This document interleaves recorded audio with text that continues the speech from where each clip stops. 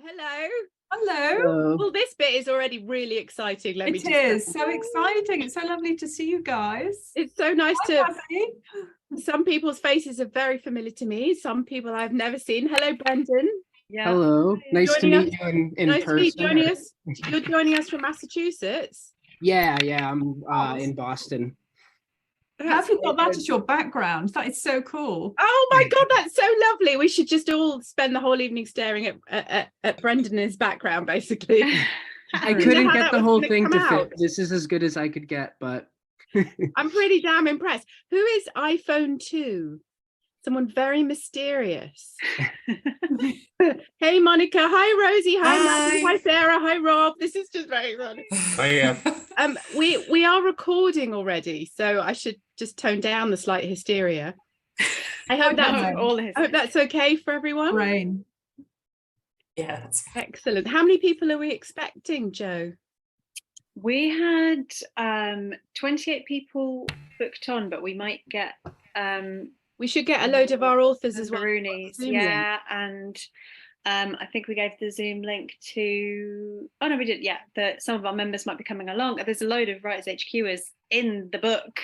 Yeah, so hopefully they'll all be there. Woo, we'll wave it. Everyone's gonna like wave their books. Yeah. Do some more admitting. I like the power of the admittance. Seamus, hello. Can't see. Who was iPad 2? Did we lose her? Did they come? Okay, slightly hysterical.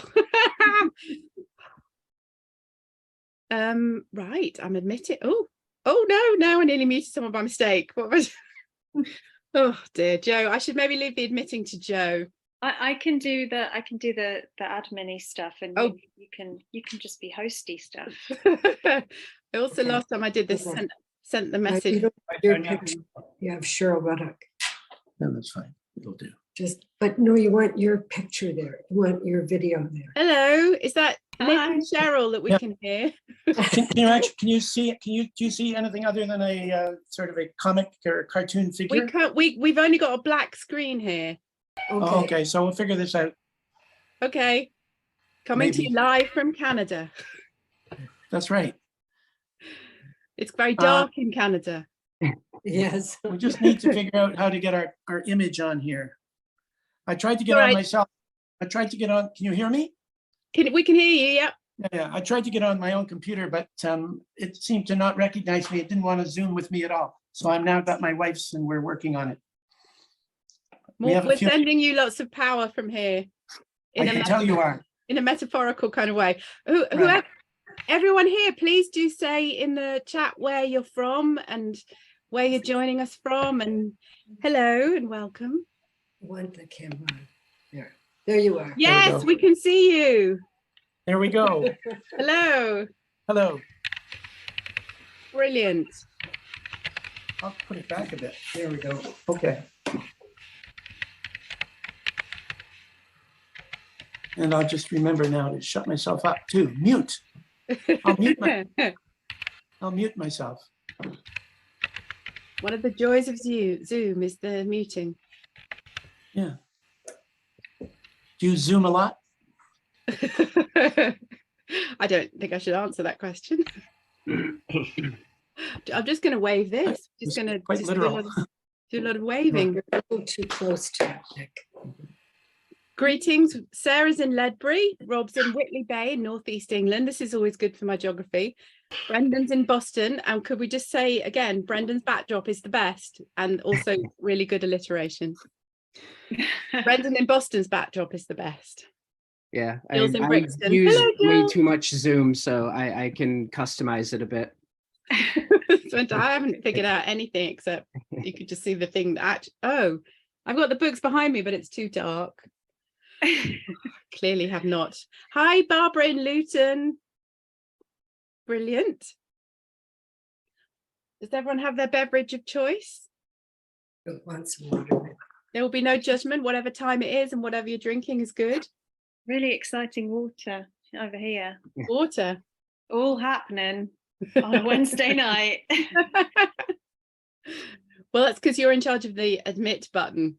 That is true. Yeah, I should Whoever's in charge of the admit button needs to be on the soft. Vitamin reckon C we're- for Monica. Are you a bit sniffly? Oh, They're all flooding in. oh, loads of names, Gallery loads of view, familiar no? names. It's lovely. Because I would see everybody. Hi, Sharon in East Yorkshire. Go to the We're not top. muted, so you should. We have to remember to pin whoever's reading's profile to the right. Okay, this'll go the way it goes. Gonna be grand. Yeah, we're not even at past yet. So should we? How do we fill the time? Talk about the weather. I think we should definitely give Tanya a round of applause for pulling this Oh, on. absolutely. There's Oh, gonna be a thank few of you. those, I think. So maybe at the Definitely. end when I haven't like thrown everyone out of the Zoom room and shut my laptop by Maybe mistake. save it till then. Just getting this into existence is It is. amazing. It's Stupendous. such a beautiful book. Thank you. God, well, literally, as I say in the acknowledgements, it would be nothing without all of you writers, literally just blank pages, which would have been a lot easier to do the proofreading of, frankly.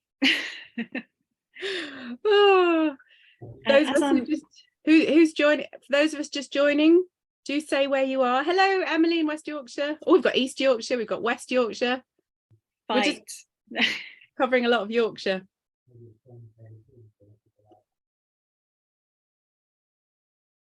Hello, Louise.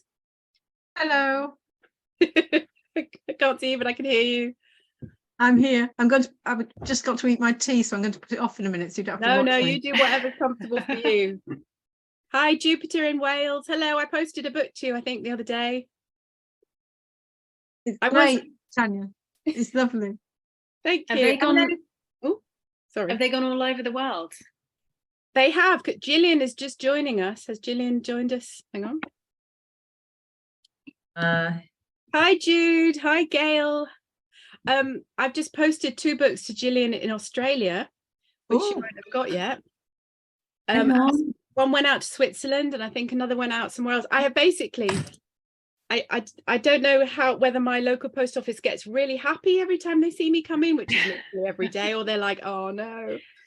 Here she comes again. Here she comes again. But I just like to say that I've got the hang of the Royal Mail website, so I print all the postage in advance. So I'm getting pretty good at this now. You're one of those people who just turns up with a big sack. Yes, very, Dumps very on the big counter. sack. Yeah. No, they will like you, Tanya, because they get extra money. Do they? If I printed it in advance? No, just that you bring lots of books to the little post offices. Oh, do they? So am I basically keeping my local post office Yes. alive? Yes. Aw, there you go. Oh, that's not the look I see on their faces, but I'll think of that tomorrow when I've got. I was a few hours ago, I was thinking, well, what should I do in the few hours I've got before the launch? And I'm like, and then some orders started coming in. So I'm like, I can print some more postage. Oh, I just wanted to say, we have made over £1,200 for charity already, and today is publication day, so we're doing pretty well. we made an extra 178-ish pounds just on this Zoom. Brilliant. You guys really generously donating, and all of that's going to go to the charities. That's so just thank you lovely. for that too. Still got a few people coming in. We do. Do you want me to introduce you, Tanya? Yeah, go for it, Joe. Let's do the Who are formal you? part. Yeah, I have no idea. I'll introduce myself briefly. I'm Jo. I'm co-founder of Writers HQ. My name's not on my thing. I am just Writers HQ. And we love Tanya. We've been working with Tanya for years now, like from really early days. And I think it was because of your story, the family, in My Mother is an Upright Piano, that we put in our short story course because we loved it and we use it in workshops all the time. And then you've helped us out by posting on Short Stops, and you're just a general champion of flash fiction and lovely person. And then a few years later, Tanya's story, Groceries, won our from LGBTQ plus with love competition in 2018. It's an amazing story. Actually, I'm gonna put it in the chat because I can. If you want to read it later. And yeah, we've just had a lovely collaborative relationship, really, haven't we, for years and years and years. And Tania approached me to have a story in this wonderful thing. Woohoo! And then went, we need to launch it. So I was like, come on over, let's launch it. And that's how we're here. But Tania is an amazing writer of odd things, short, very short and longer things. She's a poet, she's a writer, she's a teacher, an editor. You've got a second poetry collection, Still Life with Octopus, that came out last year in July, and a novel called Go On, which is a fictional memoir in collage, published by Broken Sleep Books, also last year. Busy year for books. And now Fuel, which a lot of you guys are in. Congratulations. We're in great company. And Tania has gathered us here today to read some stories. I'm going to pass over to you. But thank you. Yeah, this is where we do the big applause for Tania. So unmute and give her some wild whooping and Woo! brilliant. Thank you. Bravo! Well done, Tania. Thank you, lovely people. Now I'm going to forget entirely what I wanted to say and get all moved, and I'm going to have to ask you to mute yourselves again.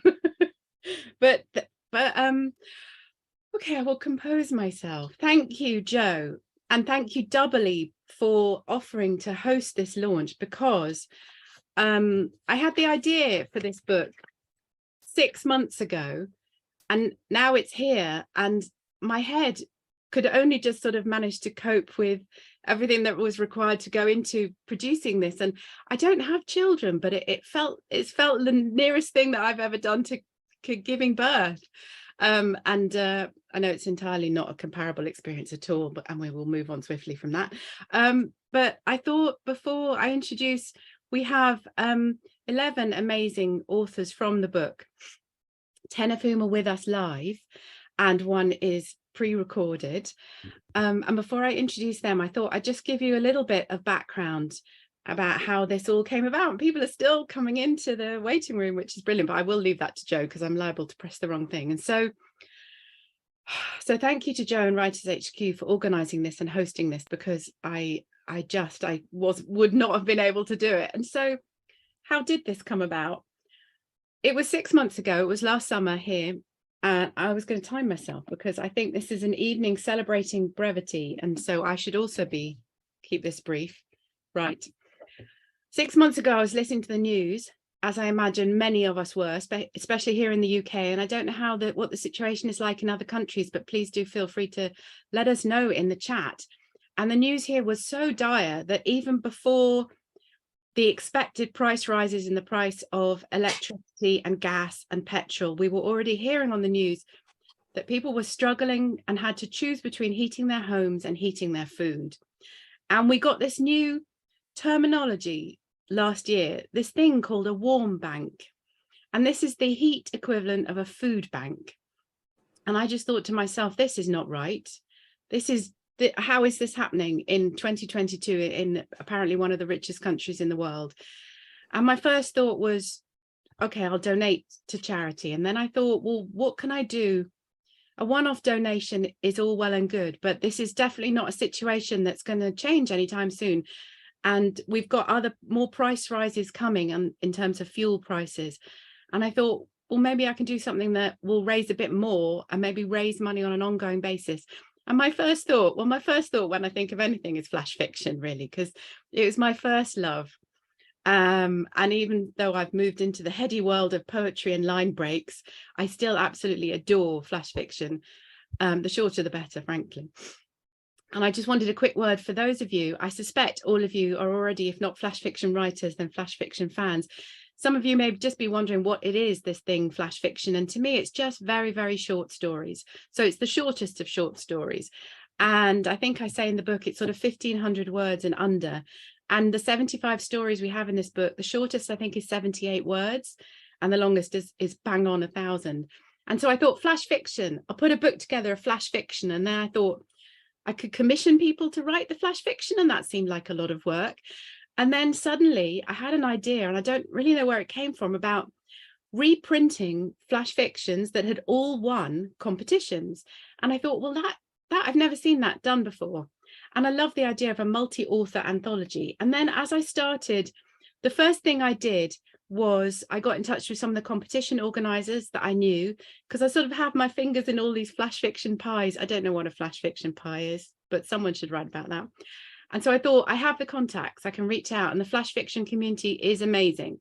And I had no doubt they would respond. So I contacted a number of the competition organizers, like Jude from the Bath Flash Fiction Award, who is here tonight, and started asking them if they wanted to put forward some of their first prize winning stories. And I thought, we'll just go for first prize winning.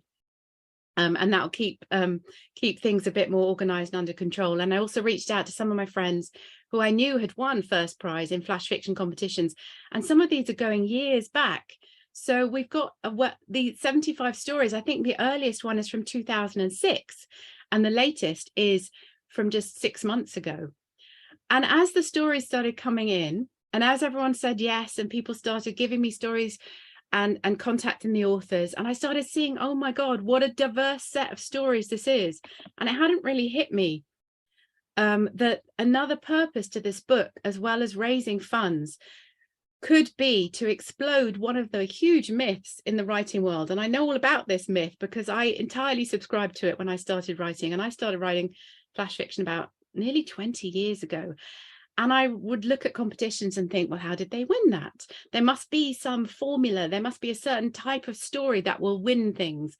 And as these stories started coming in one after another, I thought, oh, this is what we can do with this book. There is nothing that you can, I don't think there is anything that you can put your finger on that all these 75 first prize winning stories have in common. I was interviewed a couple of places last week, Bath Flash Fiction Award and Retreat West and the London Lit Lab, all these brilliant, amazing places. And one of them said to me, is there anything that these stories have in common? I'm like, no, and that is the beauty of it. So I thought, firstly, what an amazing thing that I would have liked to see when I was starting out as a writer. And frankly, each time I proofread the book and I reread these 75 stories, I get another shot of inspiration and think, wow, this is allowed too? Not only allowed, a judge thought it was worth the first prize in whatever competition it won. So I then thought to myself, as I had almost 75 stories, I thought, in what ways can I make this book even more useful? Am I sticking to time? Yes, I'm not doing badly. And so I thought there are different ways that you can read this book. And for example, in the table of contents, all the stories are listed in alphabetical order of title. And then if you want, you can flick to the back, and after the contributor biographies, you can see a list of all the competitions, and there you've got all the stories listed according to which competition they won. So if you wanted to see, for example, all the stories that won the Flash 500 competition and see if you think any of them have anything in common, you can go and read all of those first. And then the third thing I did, which I'd seen done in poetry anthologies, but I'd never seen done in a short story anthology, was an index of first lines. Because as I was reading through all these stories, I thought, wow, there is certainly not just one way to begin a winning story, let alone to keep on writing a winning story. So if you want to, you can go straight to the index of first lines, see which first line grabs you, then go and read the story. Because I also know, as someone who has been on both sides of this, as someone who enters competitions and someone who has been very fortunate enough to be the judgy one, that first lines and titles are so important. So I wanted to find lots of different ways in that would make this book the most useful for everybody. And the first line section seems to have gone down really well. So just to say, I've never made a book before. I mean, I've made the stuff that the contents that someone has then gone and made into a physical book, but I have never done this before from scratch. And it's been the most amazing learning experience. And I want to say thank you, first of all. I mean, it would be nothing without the 75 authors, literally nothing, literally blank pages. Thank you all so much for letting me reprint your amazing stories. Some of these stories I wanted as well, not to just raise funds, not to just explode myths, but also to showcase all of these stories again, some of which have never appeared in print. And I believe one of the ones we're going to hear tonight, Laurie Bolger's Writers HQ winning story, hasn't appeared in print before. And this might be her, I think, her first flash fiction in print. So I get to do that as well. I want to say thank you to all the competition organisers who really, really helped and were all so enthusiastic about the idea. I want to say thank you so much. When I put a call out on Twitter to ask if someone would donate an image for the cover, Marie Ledbetter sent me her beautiful photo of an amazingly colourful decaying fuel pump, which I loved. And then my friend Katie Jacobs, the only part of this book I didn't do was design the cover because I had no idea how to do that. She designed this amazing, amazing cover. And she did it as she was moving countries from Canada to Australia, literally the same week. So I'm incredibly, incredibly grateful to her. And I can't quite believe, I want to thank all of you. Many of you also helped with the proofreading. A number of you gave me really great advice on how actually a Word document needed to be altered to make it an actual book. If anyone else needs to know these things, I now know how to do it. I also now know how to build a website with an online shop. We're not going to discuss that because that's like a whole nother webinar, and I might need a stiffer drink to talk about that. But I wanted to say as well, interestingly, I'm amazed to be holding this book 6 months after I came up with the idea. And I say in the acknowledgements, it takes a village to make a book, especially when the person making it has never done this before. So thank you to all of you. And we have already made, I think now, over £1,300 for the 4 fuel poverty charities that I'm splitting the donations between, who are National Energy Action in the UK, Energy Action Scotland, the Centre for Sustainable Energy, which I believe is based in Bristol, and the Fuel Bank Foundation. And it's publication day, and we've already raised over £1,200. There was something else I wanted to say. Yes, strangely, the website for the book has been blocked and blacklisted by various antivirus software, and some of the main internet hosting companies, and even Twitter won't let us post the link. And I think it's because they know that flash fiction is highly dangerous. So I think it's clearly a good sign that we're doing something when people are trying to stop people reading it. On a technical note, I am trying to figure that out. But anyway, I figure that whoever wants to read the book will manage to find a way to me, and I'll get them a copy. Brilliant. That was me going over my 7 minutes. I hope I have thanked everyone I need to thank. And I'm really, really delighted that we're now going to hear 11 of these stories read by their authors. And so I would like to introduce our first reader tonight. I'd just like to say that, as Gail pointed out, we must mention again that Brendan does have the best background. Yeah, thank you, Brendan in Boston. Right, I'm going to introduce our first reader, and we're going to do the reading tonight again in alphabetical order of the story title. So our first reader is Sarah Hillary, and I'm not going to read everybody's bios because then we'd be here for quite a long time. But Sarah and I met through flash fiction, I believe, and it's something like 2007. I mean, it was about 16 years ago, and many of you will know Sarah as an award-winning crime novelist.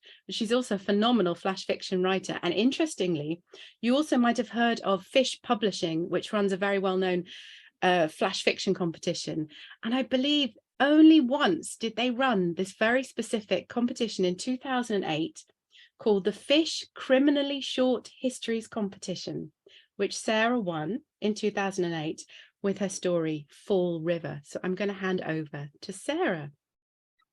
Tania, thank you very much. And can I just say what an honour it is to be here in this wonderful, warm, Zoomy environment, but actually also just to, say what we've all been saying, I'm sure, in the chat and behind the scenes, which is how amazing Tania is to have pulled this off.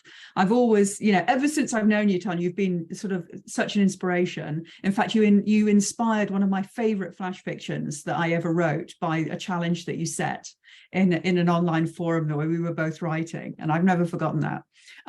But it is, so it didn't surprise me at all that you came up with this amazing idea, or that you rose to the challenge so brilliantly. And particularly unsurprising was the fact that so many people wanted to support you doing it, because I think you've been really generous and warm and supportive of the whole flash fiction community. So brava. And now I will be quiet and I'll read. Well, I won't be quiet, I'll read from the book. This is Fall River, August 1892. It was such a very hot day, the air flapping like a thick cloth in her face.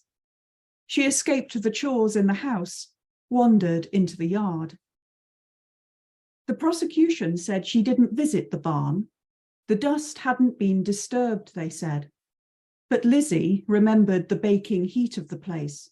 So parched a stray spark might have set it alight.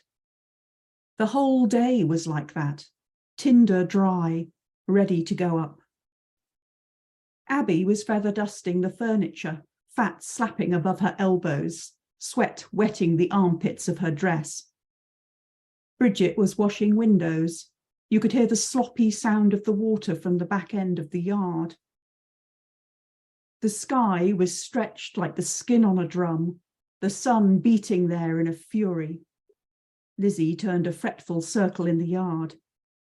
She longed for lightning to slice the sky wide open, for the kiss of rain on her sun-battered skin. She went indoors before father returned from work. She wore the cotton calico, sky blue. Later, she put on heavy silk, winter bengaline they called it, navy blue with pale flowers printed on the skirt. Too much dress for such a warm day. She was glad when the police took it away. Abby saw her coming, tried to run, whack, whack, whack. Her head wouldn't leave her shoulders, not quite. Too many rubbery rolls of flesh in the way. Father was weary, propping his cheek on a cushion like a little boy. One whack, and he was gone.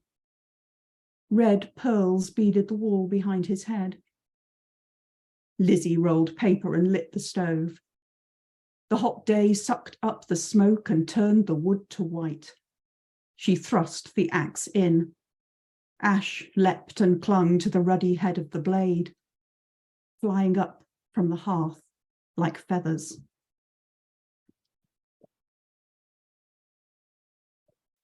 Thank you so much, Sarah. Wow. Pleasure. Oh, I read that at the fish ceremony.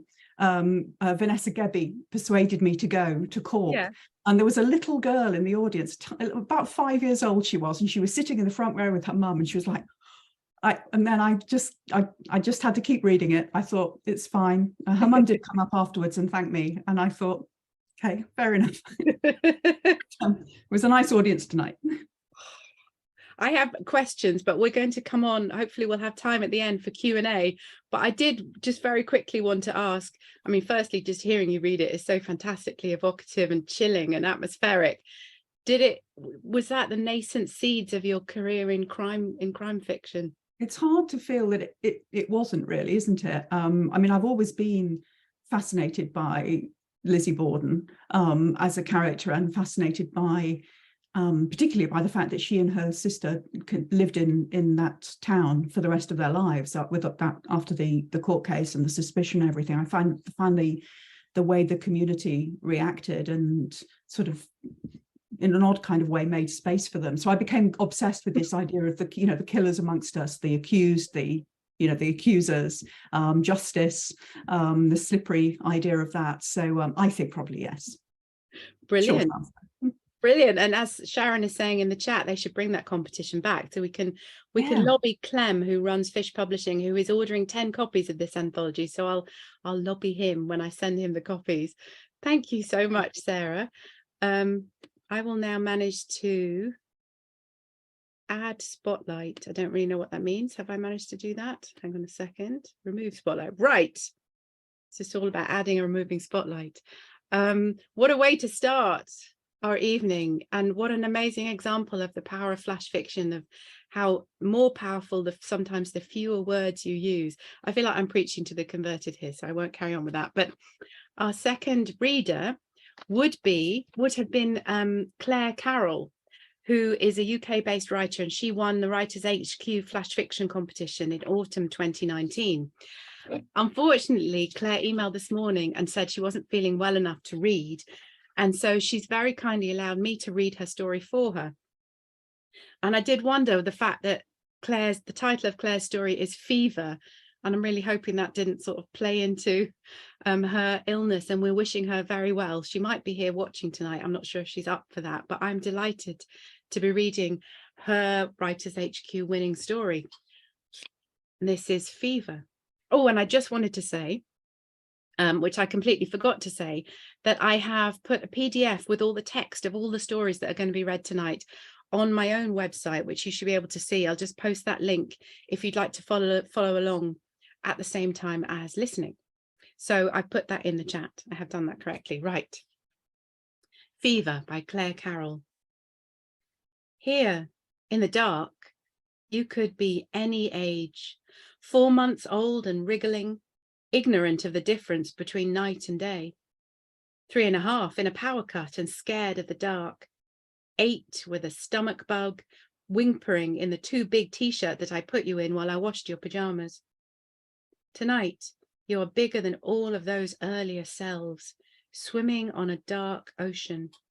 Your duvet is a fat, tired animal that crawls back over you, duller, heavier each time you kick it away. Your legs twitch with too many hormones, too much sugar, too much blue light before bed. I stroke your hair and mutter a rosary of promises to never again allow you those things. You writhe like you're withdrawing from heroin. I Google withdrawal heroin. I Google withdrawal Coca-Cola. I Google effects of caffeine in teens. I Google teen deaths from common colds. I remember reading somewhere that a blue light can ward off sleep even if you're not looking at it. So I turn off my phone and sit in the dark and listen to the breaking wave of each breath. Your bed is too narrow, and my body cramps around yours in a question mark. I remember lying next to you like this when you were a baby, scratching out each angry minute until I heard his key in the door. He was always downstairs, miles out and drifting further still. Your novice immune system brought a host of plagues to my house long after he'd faded to a dot on the horizon. This one wipes its nose on the soft furnishings, pesters and jostles you, pushes its way out of your mouth on the back of insults that shatter in the air between us. Fragments glint at me now through the dark. It's my fault he's gone. You wish I had left instead. You wish he had taken you with him. I swallowed the swarm of retorts that whirred under my tongue. Instead, I dug my fingernails into the flesh of my palms, where they carved out sarcastic purple smiles. Later, I came up to find you prone and keening. You let me lie down next to you then, asked me to stroke your hair. The grey-white of dawn seeps in past the edges of curtains now. A hush of raindrops against the window mixes with the ebbing snarl coming from your lungs. I unfurl and ooze out of the room. You shrink with each step backwards, 8, then 3, then 9 months old. I float downstairs and stand very still in the living room. The wet morning sharpens into focus.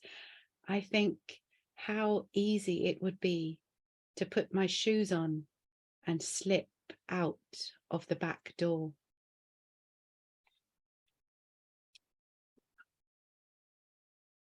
Applause for Claire Carroll and her amazing winning story, Fever. And I've got to say, when you read a thing out loud, it goes into you in a different bodily way. Yes, Claire, get well soon. What an amazing story. I am delighted now to welcome our third reader, Rob Walton, who is joining us from Whitley Bay. We will give you a build up again. Rob, coming to us live from Whitley Bay, is going to read to us his 98-word flash fiction, Fly, which won the 2015 National Flash Fiction Day microfiction competition here in the UK. A big muted round of applause for Rob. Rob, take it away. That's lovely. Thank you very much, Tania. It's lovely to be here, and it's lovely to be part of the village that you mentioned earlier. Although obviously I'm quite pleased that some of the villagers have left. I would like to say a special thank you to Tania for having me in this. This was from 2015, and a year or two before that, I think maybe 3 years before that. One of the first collections of flash fiction I read was this one here, which I think Joe mentioned earlier on, which is a lovely thing if you don't already have it. I will read my story now, but before I do, I will quickly say that today is actually the last day for entries to this year's National Flash Fiction Day micro competition and the anthology. So after ends, we've got a couple of hours to get your entries in. This is Fly. I'm rushing to push my lunchbox into my bag when I see these two who must be flying a kite on the green triangle outside the solid earth of string, showing him how to thread it through his fingers. But then I realise she's teaching fly fishing with no river for miles, and the nearest polluted anyway. And I look again, and she's reading him Ted Hughes, and he's hanging on every word as he casts better than anyone I've ever seen. And we all realise that rivers are just a bonus extra. Thank you.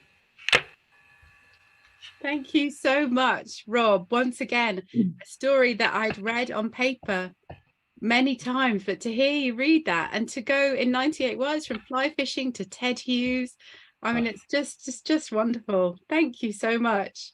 Thank you. Right. I think we've got a few more other people back in here now. Isn't it what, yeah, as Emily says, so good to hear you read that incredible micro. So microfiction, for those of you who might be new to flash fiction, microfiction is another word for these very, very shortest of short stories. And lovely plug for National Flash Fiction Day, Rob, as well. As he said, today is the deadline for their current microfiction competition, and I believe as well for submissions to their anthology, which is stories up to 500 words on the theme of time. So you would provide all sorts of services, not just a book launch. So our third reading tonight, are we third? No, we're on fourth, because obviously I'm a bit thrown by things that happened in the middle. Our fourth reader tonight is Laurie Bulger, who was also one of the Writers HQ Flash Fiction Competition winners. And her story is called How Much Rain Can a Cloud Hold?, which is a lovely title. And she won the Writers HQ Flash Fiction Competition in the summer of 2019. She can't be with us tonight. She sends all her best and her apologies. And she also made this beautiful video of herself reading it. So now I'm going to attempt to do some magic. Hang on a second. I hope you can all see that. And here is Laurie Bulger reading How Much Rain Can a Cloud Hold?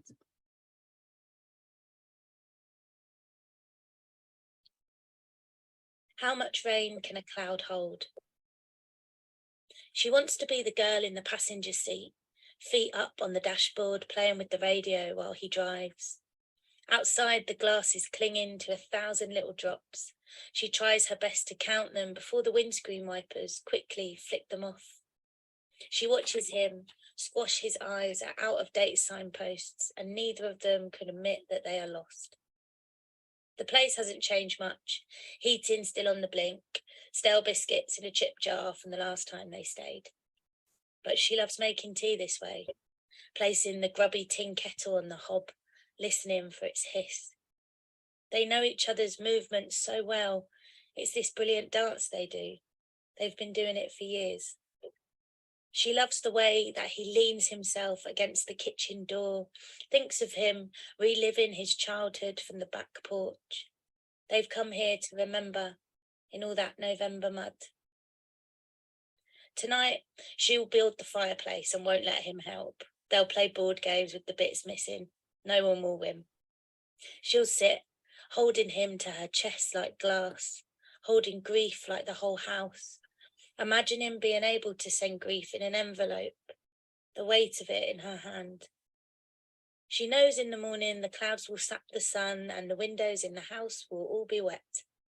She knows that they'll walk their grief in other people's wellies, him taking in the silver lichen trees, her running and being angry at him for standing still.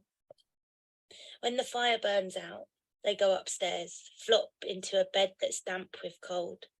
Him worrying about grey hairs, her worrying about ghosts. She decides it doesn't really matter where they go. Grief will follow.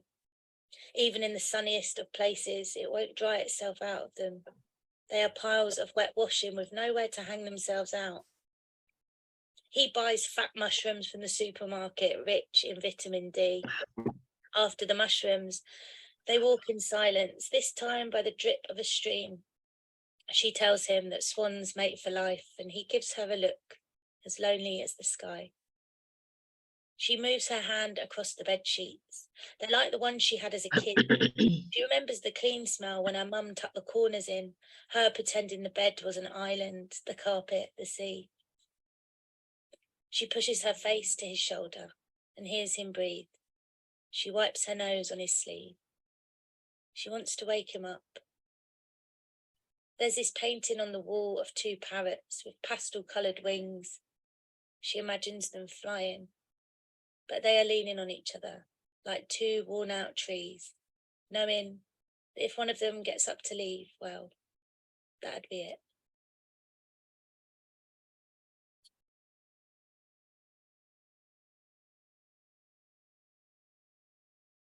Wow, that's Laurie Bolger. I hadn't realised that it would be very difficult to host this event because every piece of flash fiction. Oh, that would be, hang on. That would be Benedict Cumberbatch, who weirdly was playing after Laurie Bolger. I don't know how that happened.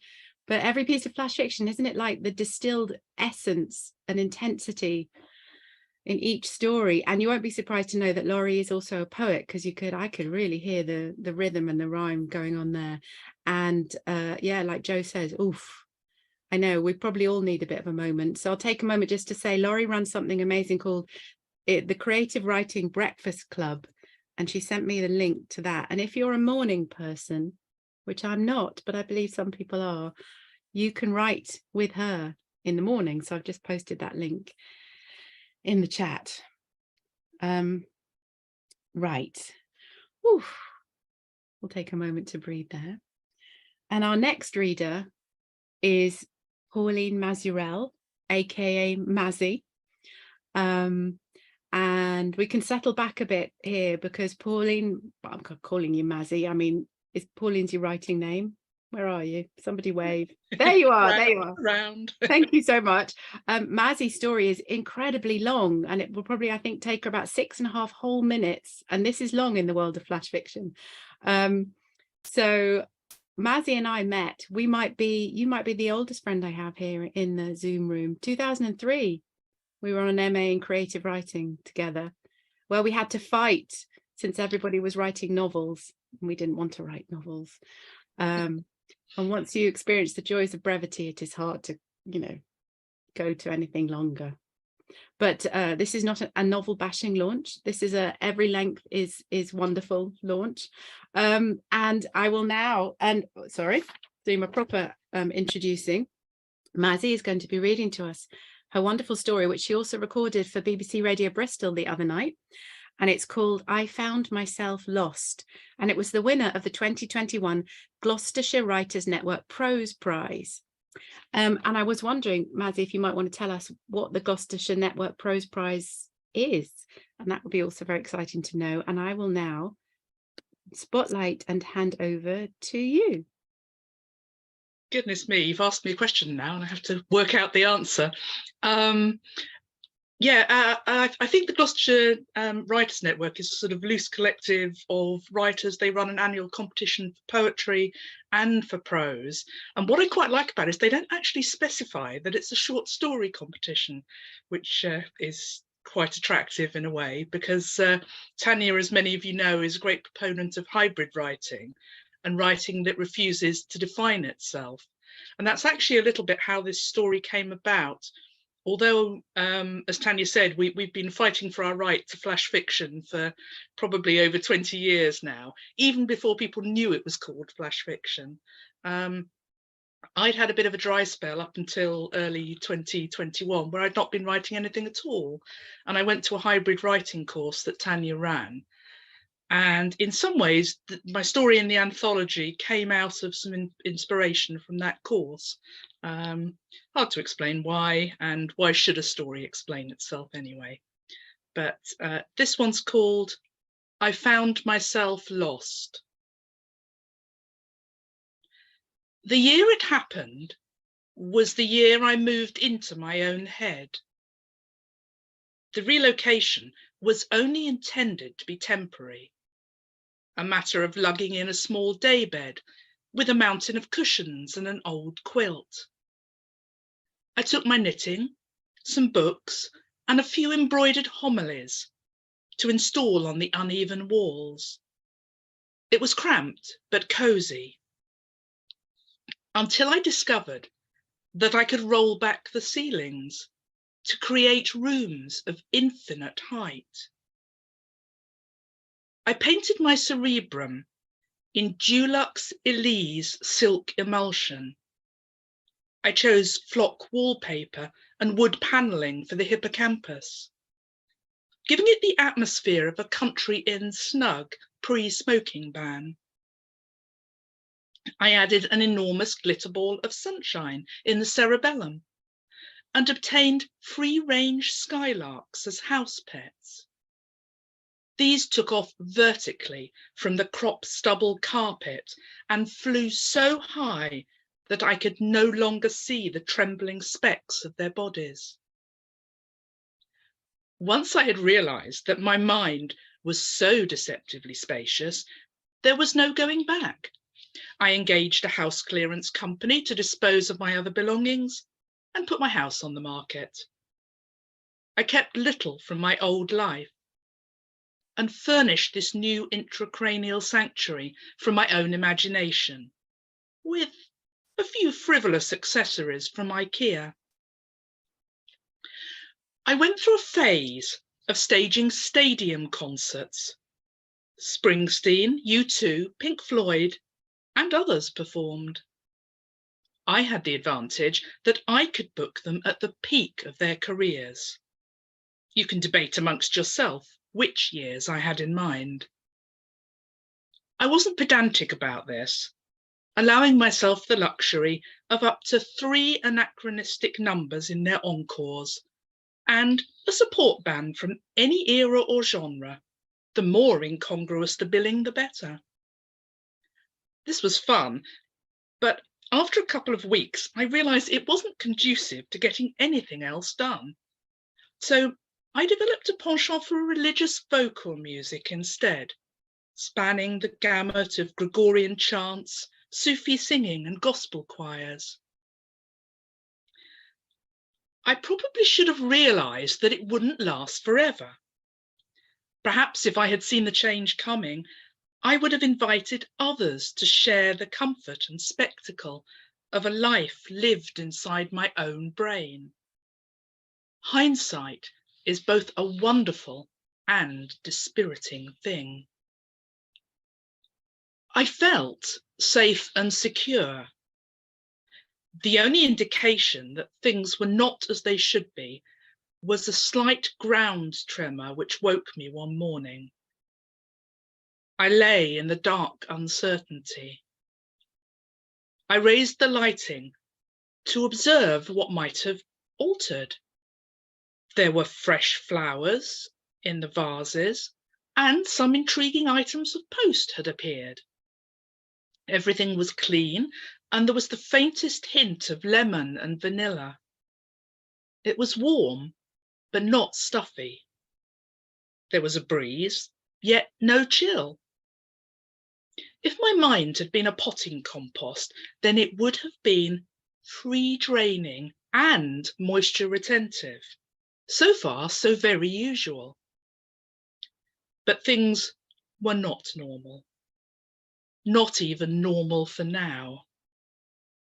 My den had acquired a new doorway in the night, one which opened straight out onto a terrace that had not been there before, from which a series of steps led down to a broad lawn and a gravel driveway that passed between an avenue of trees to an enormous wrought iron gate. My first thought was, who put those there? Which was foolish, since nothing ever happened thereabouts, which wasn't entirely of my own making. For a few weeks, I ignored the changes. By day, I concentrated on baking scones, practicing the flute, and learning Italian. At dusk, I lit the fire pit barbecue and watched the glowworms. Every morning, the route out of my mind persisted, still leading to who knew where. I don't know what eventually prompted me. There was nothing in particular to distinguish the day on which I finally left from any of the other days on which I lived there.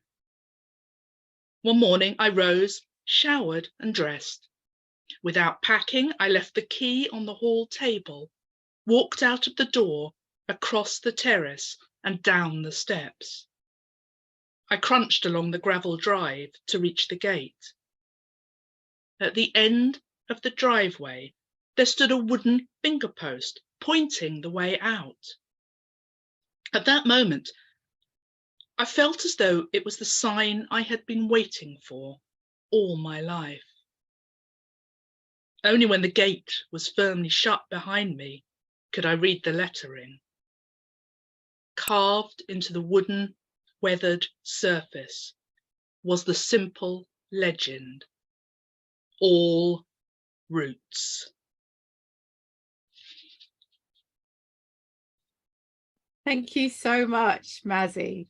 Thank you. Just wonderful and lovely to hear you reading it again. And if anyone wants to hear that again, there's a link from Mazzy's Twitter to the BBC Radio Bristol recording that she made as well. And I just wanted to say, what a beautiful illustration of two things. Firstly, what competition judge could resist the first line, "The year it happened was the year I moved into my own head"? I mean, you would have had me with that.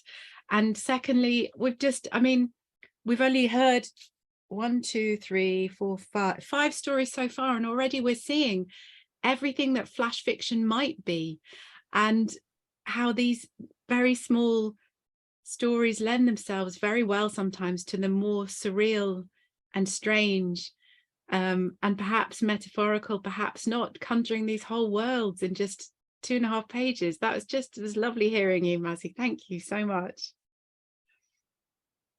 I will unspotlight. Hang on. One day I'll get the hang of all of this. Our next reader is coming to us, I believe, from France. Gillian, are you there? Yes, there you are. Brilliant. If you could unmute yourself.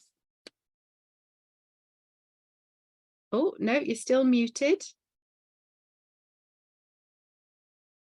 How do I do that? I can ask. Oh, there we go.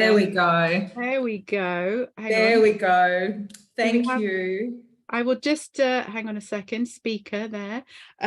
It's lovely to have you, Gillian. So, Gillian, you're based in Australia, but right now you're in France. Yes, I'm on holiday in France. So, I mean, I'm so rapt to be invited to contribute to the anthology. And it's so nice to be able to attend a Zoom launch as well, because usually it's the middle of the night. That must be very nice for you, and we're very grateful that you're having a holiday right now somewhere in Europe. And it's wonderful to have your story in the book. And I will just say that Gillian's going to be reading to us her story Mouse, which was the winner of the Reflex Flash Fiction Competition in autumn 2020. And for those of you who don't know, Reflex Fiction was a quarterly flash fiction competition that's been running for quite a number of years. And I believe they ran their final flash fiction competition just at the end of 2022. So delighted to have your story in the book. Take it away, Gillian. Thank you, Tania. I don't have a copy of the book with me. I won't get it till June. So I'm attempting to read this on my phone, and I hope it doesn't freeze. Here we go. Mouse. Grandma ate poison 5 times before it killed her. It was hard to keep it down, but she persisted. She went mad, they said, because of the isolation. She couldn't hack it. She was a city girl after all, an intellectual. She came to life at parties. She smoked and wore high-necked lace dresses and polished button boots. She danced with slick suit boys, not third sons, riding the boundaries, checking the fences for months and months. She ate the shouting in her head. She ate her shrieking heart. She ate the crashing silence of the endless outside. with only the grizzle of grey-backed sheep and the whine of flies for relief. On bad days, she'd walk miles to the top of the long dirt driveway and back again, to the hot dust that turned her sheets and dresses brown and the ochre-coloured everything that stretched for days and days. She ate the loneliness she wasn't meant to notice. She ate boredom straight from the packet and stopped remembering why she really should get a plate. No one to care if she did or she didn't. No one to drink gin with on the veranda. No one to discuss the newspapers that came months too late. Just a mirror of drab women with blank faces she saw once a year at shearing time, when they came to help with the cooking for hours and hours. Grandma ate poison 5 times before it killed her. Some women would do that before they'd leave their husbands and their children, because if there's too much of you, if you can't swallow your panic that this is everything there'll ever be, all you can do, all there is to do, is become smaller and smaller. Thank you. Wow, thank you so much, Gillian. I think another story that we need a minute or two to recover from. And once again, what competition judge would be able to refuse that, you know, not be grabbed by that first line, Grandma ate poison 5 times before it killed her. A whole life in the page and a half. Oh, thank you. Thank you so much. And enjoy the rest of your holiday as well. And I hope the books are there waiting for you when you get back to Australia. I have posted them. Oh, right. We're only allowed 1 or 2 breaths in between stories. And I'm delighted to be introducing our next reader coming to us from Canada. Nick, could you wave to me? Makes it a lot easier when someone, there you are, right, found you, good. Replace spotlight. Could you unmute yourself? Delighted that works. I'm unmuted. You are. So I'll just quickly introduce you. Nicholas Ruddock is going to be reading to us his 2013 Bridport Prize winning piece of flash fiction, Polio. And Nick has quite a good track record with the Bridport Prize, which is one of the oldest and most venerable of the flash fiction prizes, which he has won twice. So I'm delighted to have you here reading. What is this, the first or the second Bridport winning story? Who can remember what year was which? Actually, the flash fiction I won once. I came second twice, but I won the longer short. I don't know if you can talk about longer short stories here, but I won the longer. Yeah. Anyway, but this is the first one that allowed me to know that Bridport really existed for me. Oh, that's brilliant. So this was what put Bridport Prize on your radar, and it's clearly all gone very, very well. And maybe you should stop entering it now and let other people win. Yeah, that's what everybody says, but it's such an attractive prize. Oh yeah, no, don't worry, keep going. It's our fault if we expect to lose. I expect to lose every year. That's a good way to go into it. And if we have got time for a Q&A afterwards, given the slight interruption in the middle of our event, maybe we can chat a bit about entering competitions. But anyway, now I will hand over to you to read us your story. Thank you. Polio only takes 2 minutes. There's one thing I should mention at the outset. It mentions a place name in Ontario called Inverhuron, which is just a string of small cottages along the shore of Lake Huron, which is the 2nd largest of the Great Lakes. And the 2nd largest of the Great Lakes looks like the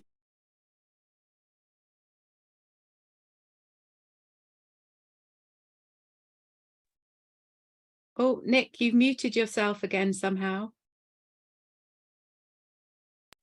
There we go. I'm sorry. I don't know how long I was talking muted, but at any rate, the shoreline there, it looks like the ocean. It's 300 miles across. You can't see anything. So that's one thing I should mention. And the other is, of course, that polio was the pandemic that preceded COVID and preceded AIDS. And at that time in 1953, there was no vaccination, no vax available. So polio.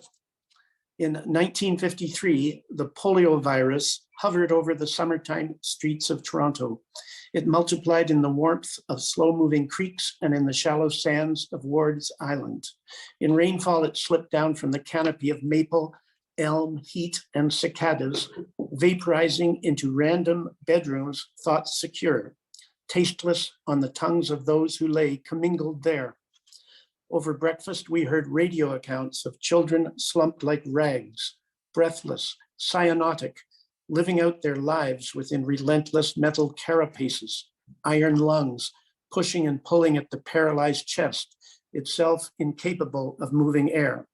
And those children who had been rendered voiceless by tracheotomy used their teeth to go click, click, click, drawing the attention of nurses to their plight, real or imagined. And the click, click, clicking ratcheted up as the sky darkened with ozone and thunder and the threat of power failure, which would bring parents, neighbors, and passers-by unimpeded to the open wards in a rush of fear of smothering. The starch white dresses of the nurses like moths amidst the to and fro swishing of tubes, the children lying as though beheaded, the sick quarantined, the healthy, you and I, taken to the cedar-filled air of Inverhuron, where the second of the Great Lakes beat out against a series of reefs straight out from shore, where in the last shelf of rock before the lake dropped off in what seemed to us to be fathoms of darkness, we could see the petrified coral bodies of tiny crustaceans locked into their airless world centuries before polio. End. Thank you so much, Nick. Wow. That story, if you haven't seen it on the page, is all one paragraph.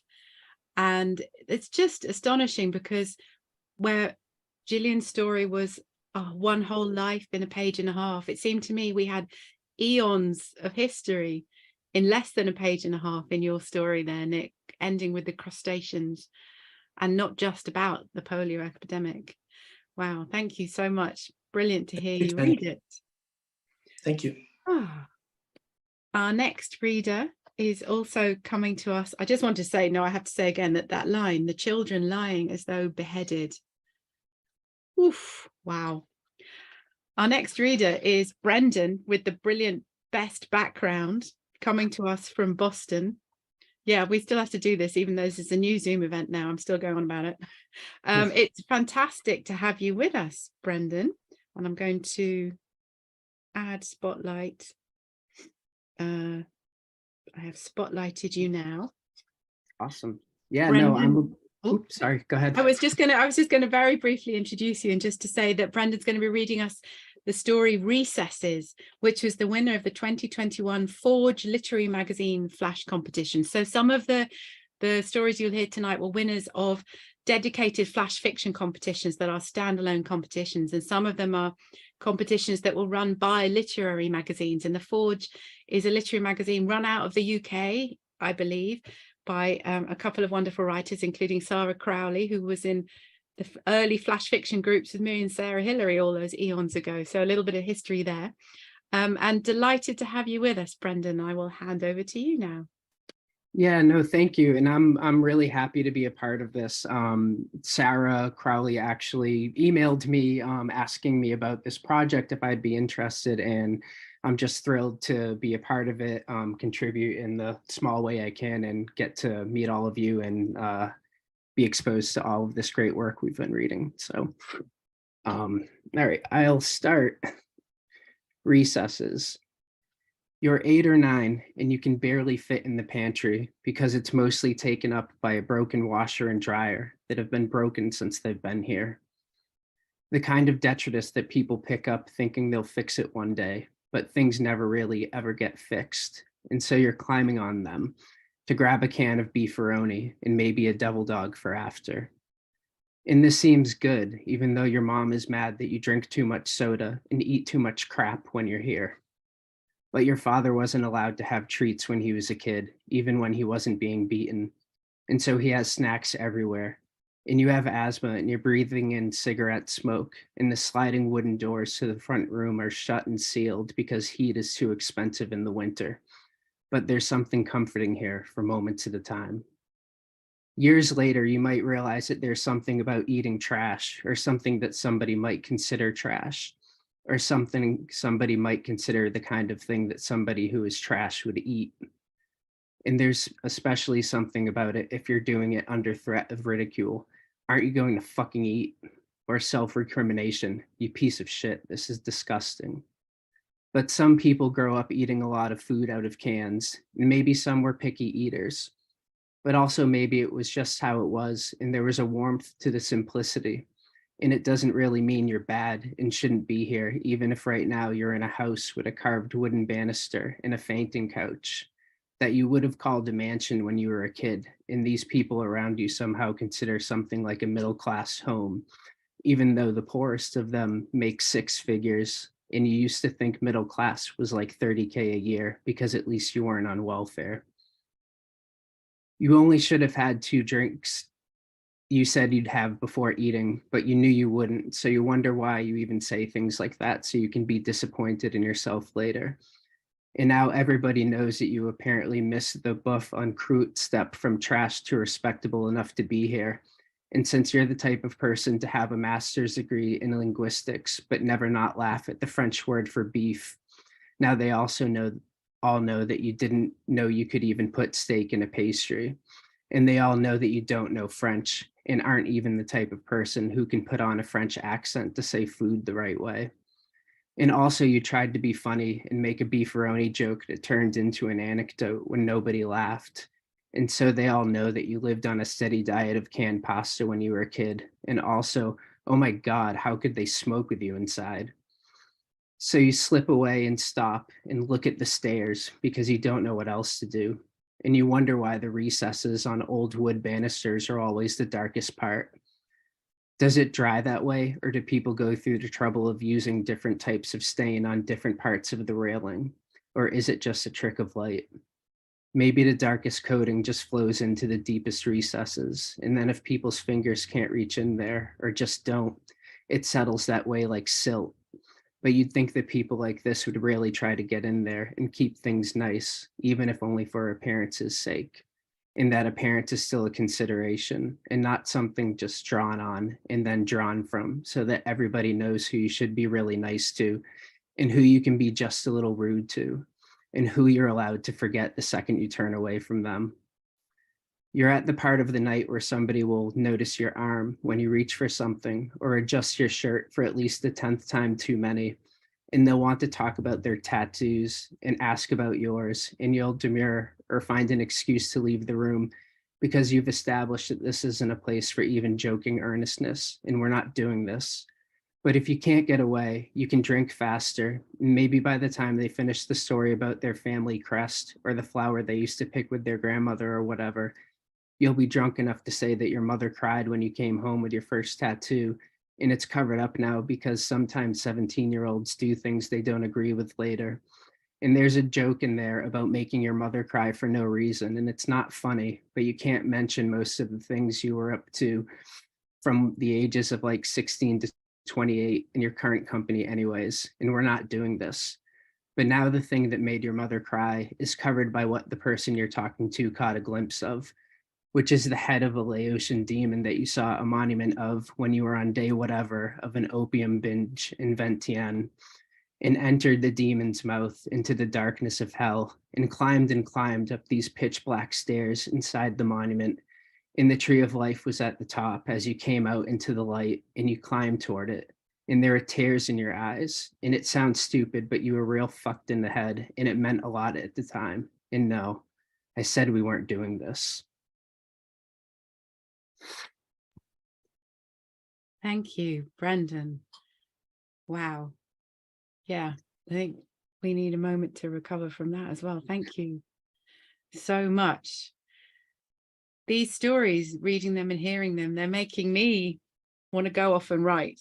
And that's sort of the biggest compliment, everything. And please look in the chat, Brendan, at the comments that are coming in for your story. Thank you so much for letting us include it and for being here tonight.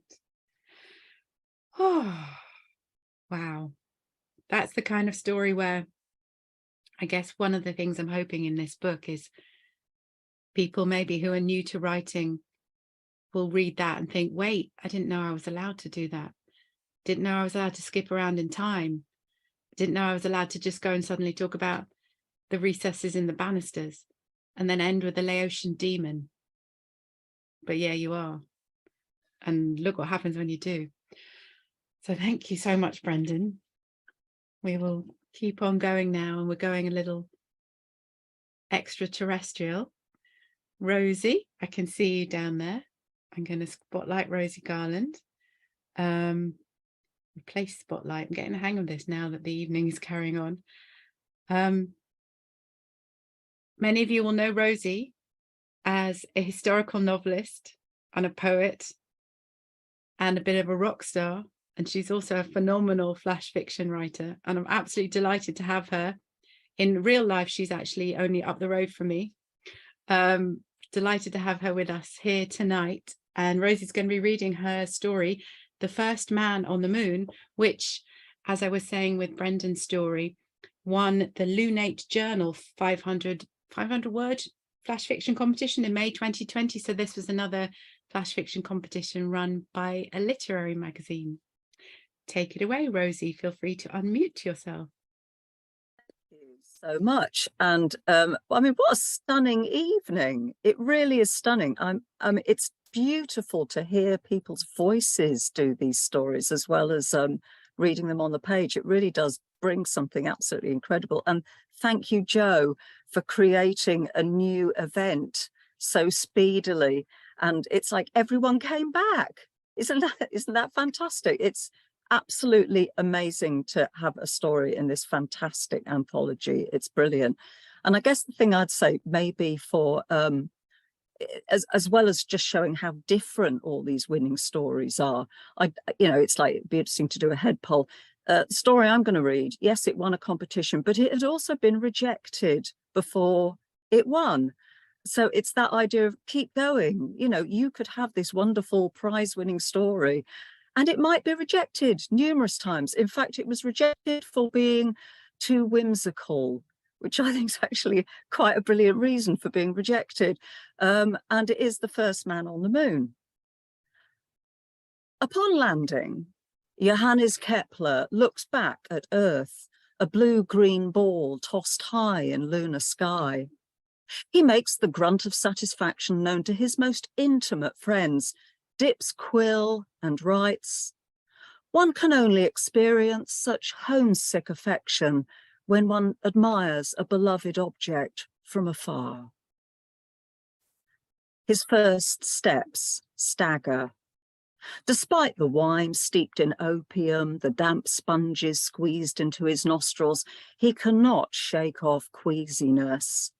4 hours in the arms of demons is the most enervating method of transportation imaginable, more exhausting than a hay cart bounced over rocks. He fans his cheek, scorching beneath a sun that seems so much closer than on Earth. On his return, he will advertise the attractions of this kingdom.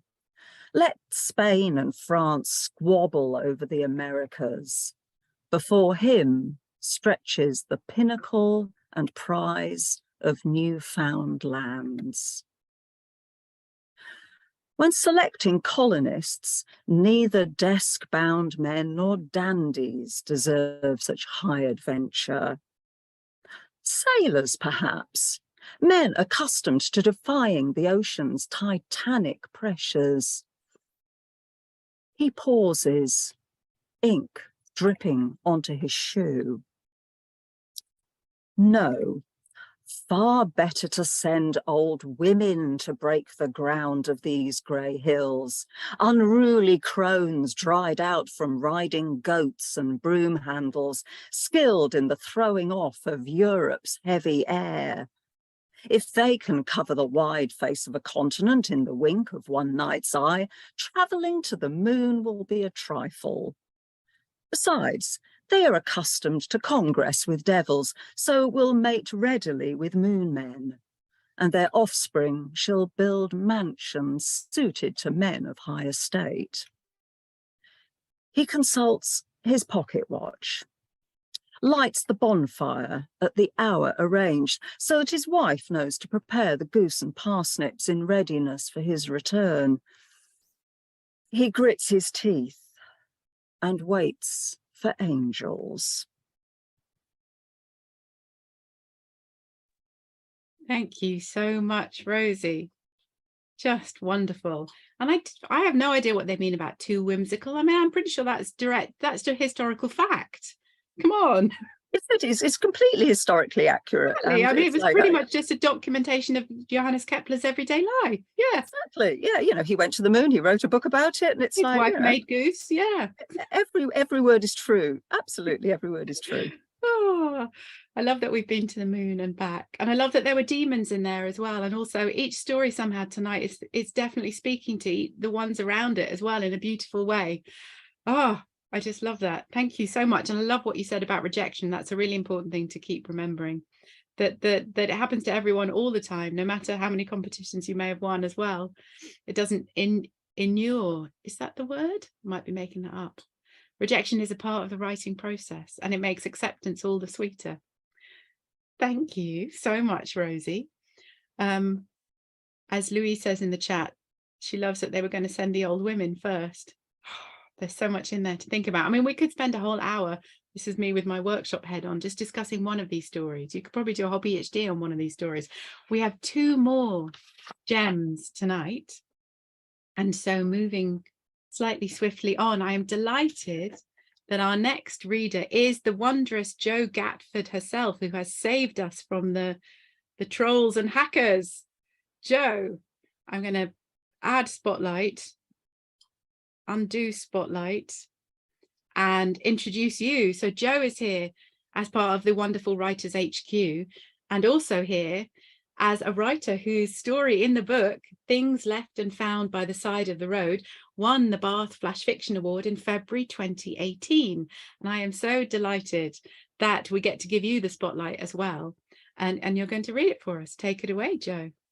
Thank you for having me. And thanks, Jude, who's after me, for choosing my story. Yeah, I love the Bath Flash Fiction Award. And yeah, it's I've loved all the stories so far. And some of them I know already because they were in our competition, and from that first line I was like, oh, I love that story because I've read it so many times, and many of them are new. And yeah, I haven't read the whole thing yet, but I'm working through it. I'm kind of dipping at random. Do you read the thing from beginning to end? I'm just going in randomly and finding gems. So yeah, I'm really enjoying all the stories. And here is mine. It's called Things Left and Found by the Side of the Road. Baby car seats, sometimes with babies in them, swiftly recovered. Nettles flourishing in the face of toilet breaks. Things said in anger and in tiredness, whipped free from wound down windows. Singular shoes. Houses turned into islands, refusing to bow to the bypass, clinging to their land. Roadkill, fox ochre and badger stripe, and innards turned outer, and crows, wherever their things are dead and forgotten. Shopping lists never fulfilled, plastic bags, flocks of them, as everlasting as the old gods. GPS-related swearing. A horse, filthy white, the same colour as its hay, watching the traffic, dreaming of leaping 3 lanes to greener grass. Dozing lorry drivers, long waves sewn into their sleep. The shouts of children, cows, red car, lions. Lions? No, cows. The snapshot replies of parents who should have stopped for a wee miles ago. Imaginary friends, abandoned because of older sisters who said they were babyish. Garden centres where time is liminal and space folds in on itself somewhere between the box shrubs and the trellis. Petrol stations, though never when you need one. Yawns no longer suppressible. A cigarette butt flicked through a window slot, its glowing ash streaking back inside to burrow into denim thighs. Traffic cones like shells for urban hermit crabs, crushed and dented, flashing silently into the night. A moment of lapsed concentration. A time when you wouldn't make it home for Christmas, or the weekend, or at all. a time when these were Roman roads and the unexpected turn would not have existed, a time when all of this was nothing but fields.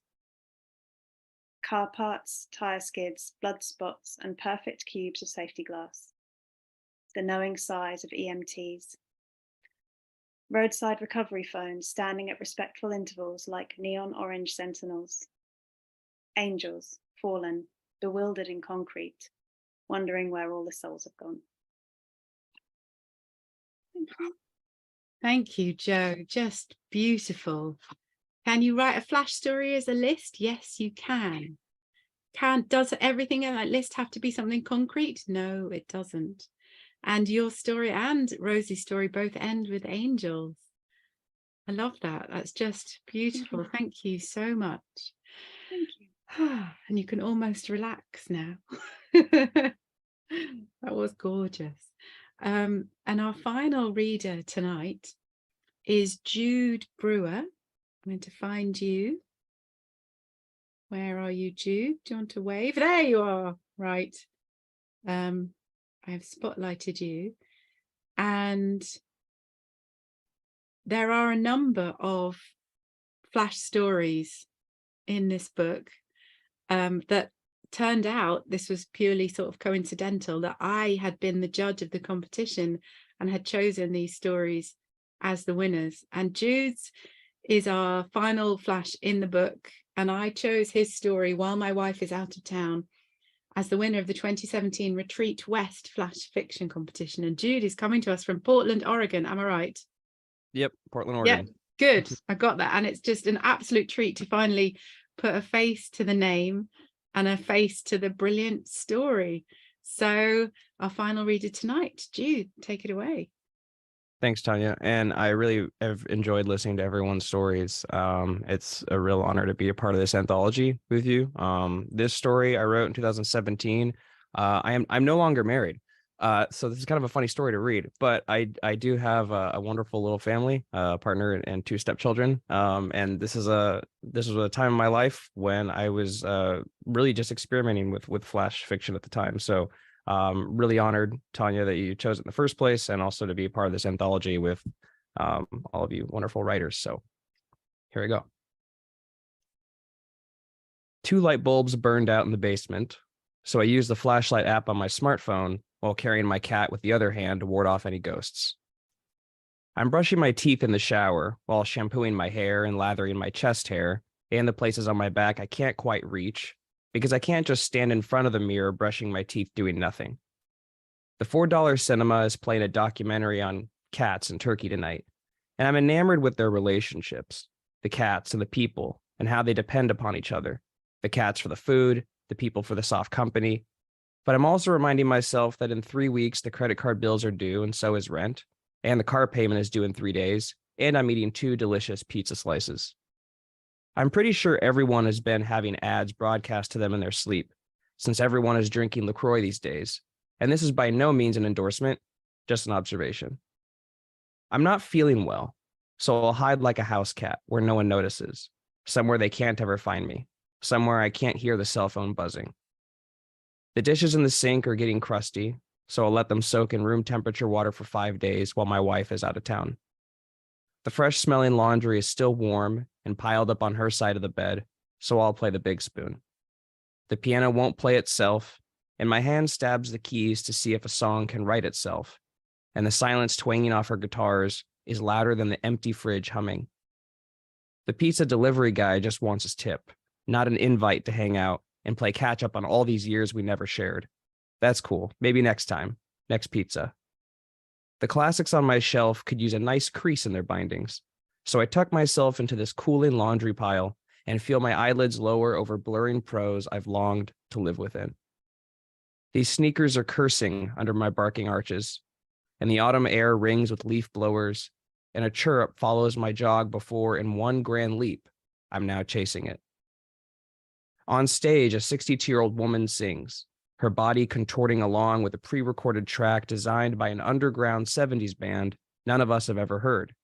And her voice wavers, how the open mic host paces with his eyes darting around the room, like he can't decide if she should get a second song like everyone else has so far. The bar's macaroni and cheese takeout tastes fine in the dark. In my quiet home, my cell phone buzzing, the screen's light filling my eyes, her message saying, "How was your day?" Thanks. Thank you so much, Jude. It's just brilliant to hear you read that. I can't believe it was 6 years ago. And if that was one of your first forays into Flash, I'm absolutely delighted and hope there's been a lot more since then. And once again, what judge would not be grabbed by that first line? 2 light bulbs burned out in the basement, so I used the flashlight app on my smartphone while carrying my cat with the other hand to ward off any ghosts. I mean, that first paragraph is almost an entire Flash story in itself. I just love that. Thank you. And we've gone from angels and ending with ghosts and pizza and the laundry pile and a whole story that takes place maybe over an hour or two. Oh gosh. Please do, everyone, look in the comments to see all the fantastic things that people are saying about your stories. We had said in the description of the event that we would have a little Q&A. We're a bit over time. Like Zoe in the chat says, so many singularly amazing sentences, and it has been such a treat. We could perhaps take one question if anybody wanted to ask a question of any of the authors who've read tonight. I will post a link to where you can get hold of the book in the chat. Hopefully, apparently Virgin Media has now stopped blocking the link, so this is a good sign. Thank you, Monica. I did see that before. Does anyone have a question? Ida, it's so nice that you're here, and it's great that your story is in the book as well. It's just, I mean, I could not have curated, if I'd tried, a more amazing selection of 75 Flash stories. Zoe would like to know, did anyone start writing their piece with a plan? Anyone who has a plan before they start writing, put your hand up. Anybody? Yes, someone has a plan. Ida has a plan. Do you want to tell us about your plan, Ida? Okay, so my story started as a poem. And for anyone who hasn't read it yet, the story is about a virus that is deliberately introduced to allow people to leave messages for each other in locations. It's a bit of a weird one. And the virus goes wrong and people start dying. And it's about the people who are left behind. So it's a sort of a post-apocalyptic thing. It started as a poem, and then Shoreline of Infinity had a ghost story flash fiction competition. And it was the first thing that came to my mind is, oh, I have this poem and it would make a wonderful Flash. So I did have a plan in mind when I started writing it, and it was just a lovely little thing to do. That's brilliant. It's so nice to hear the stories behind the stories. And sometimes a thing is a poem and meant to be a Flash and vice versa. Thank you. Check out Ida's story. It's got something to do with jackfruit as well, hasn't it? Yeah, all my stories have food in. I love writing about food. So. I mean, you can't really go wrong with that. And we've just had pizza as well in Jude's story. Yeah. Brendan says, mine came from a great prompt in a workshop and kind of poured out without much of a plan. That's brilliant. Anyone else plan or not plan? Joe, did I see your hand going up there? Yeah, something about a plan? A kind of wobbly one. It wasn't that the story I read wasn't planned, but there was one line, the singular shoes, and I was driving along and I just saw one shoe on the side of the road, and I'm like, why do you only see one shoe? Is it a horrific thing left behind from an accident, or is it a teenager, which my friends used to do, is nick your shoe and chuck it in a bush or somewhere, and then you had to go and get it, and this is the next step, maybe throw it out the car window, and it escalates. How do those shoes get there? And then I started collecting all the random things that you see along the side of the road, made my list, and most of it was written on the way home from my friend's house, desperately trying to do the conveyor belt game and remember all the things. And then I got home and wrote it all down, and then it turned into something else. So not quite a plan, but it's great. It's brilliant to hear the seeds of inspiration of all these. I'll wrap up in a minute or two, and I just wanted to ask if any of the authors who are here tonight wanted to answer that. What difference did it make, if any, to win the first prize in the competition that your story won? Anyone want to answer that one? I can jump in. I had been kind of having a dry spell for me, and I was actually away on a trip in the middle of a camping trip, and I had signal for like 5 minutes, and I got the email coming through telling me that I'd won it, and it was at that time pretty significant, like a pretty significant, like, okay, like you're fine, you should keep trying to do this. Like it sounds corny, but it was definitely one of those moments for me. It was like a sign from the universe that you needed that kind of boost. Yeah, I'd just come off like the side of a mountain and had signal for like a few minutes and got it. So it was it felt very much like that. Yeah. That's lovely. Anyone else? Yeah, Gillian. You're still muted. I'm sorry. There you are. Sorry. I remember waiting, you know, Reflex does that. You have to wait every day and see if your story comes out. And so I just kept feeling sicker and sicker. But I, even when it came out, I thought there must be another Gillian O'Shaughnessy and it can't be my story.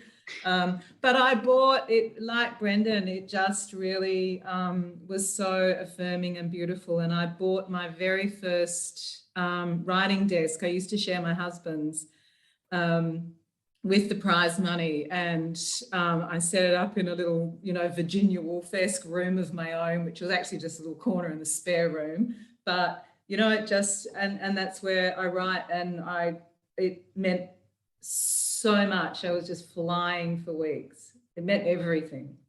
That is just so wonderful to hear, because you hear people saying, well, there's no point in entering and I'll never win and I don't have a chance. And some of these competitions have entry fees, but wow, to buy yourself a writing desk with the winnings. I mean, I can't imagine anything more wonderful than that. Anyone else want to, who have we got there? Is that Louise? Yes, Louise. What did it do for you? Well, just exactly what Gillian was just saying, like feet weren't on the ground, amazed, just can't, there must be another Louise, you know, it mustn't be me. But also it was the fish prize, and I have to say, if anyone ever is lucky enough to win the fish prize, or even if you don't, I went to the Cork Literary Festival in Bantry, and it was one of the best weeks of my entire life. It was so brilliant and such great readings. I had Liz Berry read and went to some courses, and just the most beautiful setting. So that was wonderful too. So it's just like the winning, amazing, but also what an event and something that you'll never forget. Absolutely. There are often perks that come along with winning, not just the prize, but these other things. And yeah, Cork, get yourself to the festivals in Cork are all fantastic. It is, as Gillian's saying in the chat, Bantry Bay and the West Cork Fest is brilliant. It's just blissful. We've got maybe time to hear from one or two more. Anyone else want to tell her? The first bit of money I earned from my short stories was having a short story on Radio 4, and I bought this amazing pair of shoes, and I have never worn them, but I just have them like on a shelf. And someone once said to me, buy something concrete with something you've won. And I look at these shoes and I've just had, I can't, they've got heels like this. I'm never going to wear them. But it was just so amazing to think that somebody paid for something that had come out of my head, and I'd put these words together. So I love that with the writing desk and everything. Anyone else want to chip in? Yeah, Ida. So this isn't about the flash, but about an award that I won, and it's the same kind of feeling that other people have, that you just think it's happening to somebody else. I wrote this piece for a competition that actually Elizabeth Ingram Wallace, who's here, hi, who's also in the book, won the competition that I wrote this piece for, and I didn't even get a look in. So talking about rejection of a piece, and it went on to win the British Science Fiction Association Award and the British Fantasy Award in the same year. Wow. This little short piece of fiction. And it's the most surreal thing, winning a prize. You just don't believe that it's happened to you, and that people are actually voting for it, and that people know that you exist even. And I feel that way with the flash fiction as well. I mean, flash fiction for me is quite new for me, and I'm just starting to play with it. It's wonderful because you can actually write in less than 6 months. It takes me It only takes me about 2 weeks to write a few hundred words. So I can't just pour things out. So it's really wonderful to be in this anthology with so many prize-winning pieces. It's just every single piece I've read so far is just exceptional. And it's just such a treasure to be here amongst such wonderful company. So thank you so much. Thank you. And thank you, Ida, and thank you all of you. That seems like a lovely note to end on. I should warn you, those of you who are new to flash fiction, it is addictive. And once you start going like below several hundred words, you're going to struggle to, get back up there again. So it should come with a health warning. This has really been a magical night. And I want to thank you all so much, especially for most of you coming back after the slight strange interlude we had after the first half hour, which Joe will do wonderful magic and edit out. But I really hope this book finds its way into many, many hands so that people can read all your amazing stories, and really for it to pass on permission to just write the stories you want to write in the way you want to write them. And everything we've heard tonight, it's just given me added permission to keep doing that. So thank you all for being so incredibly generous and donating your stories. And with even me, I can't even give you free contributor copies. So thank you to all of those who've ordered your copies. And I really hope that the stories spread far and wide. We can call on some of the angels that some of these stories have talked about. Can I jump in and just do a yes, I was going to, I'm going to thank you for Tania. I was just going to, because you can't thank yourself. Oh, okay. you can't, it's awkward.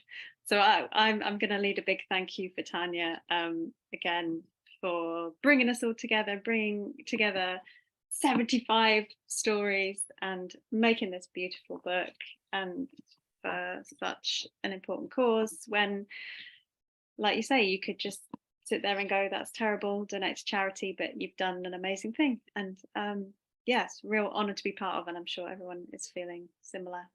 And thank you. Thank you. A brilliant book that's gonna go. We're gonna use it in our teaching in Writers HQ. What a great resource.